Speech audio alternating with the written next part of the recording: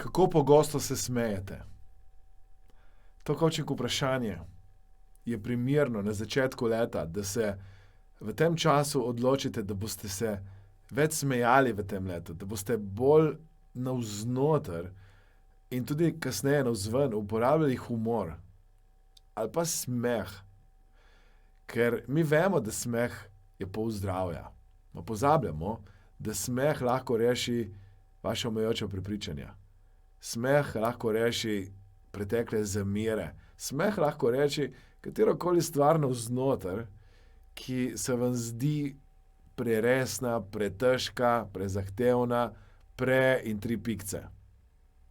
Kar bi rad je, da naredite transformacijo, spremembo, ki bo se dogajala, ne samo, da bo navzven ljudje opazili, kako je ta pozitivna oseba in nasmejana. Jaz želim, da zvečer, ko greste spat, vam bo šlo malo na smeh. Da zjutraj, ko vstanete, vam bo šlo malo na smeh.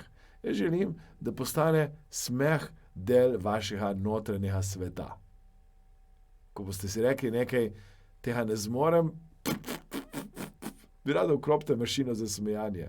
Ko ste si rekli, ne vem, če mi bo uspelo, bi rad vklopite neko mašino navznoter, ki vas bo malo usmerila proti smehu.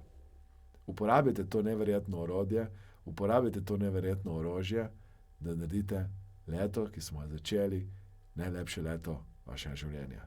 Leto polno smeha. Ma kaj sem vam že rekel? Srečno novo leto. Sem vam rekel? Ne.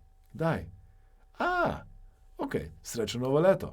Tako da, leto polno smeha vam želim. Hvala, ker ste, hvala, ker delite, hvala, ker všečkate in komaj čakam, da se spet vidimo. Ostanite zdravi in nasmejani!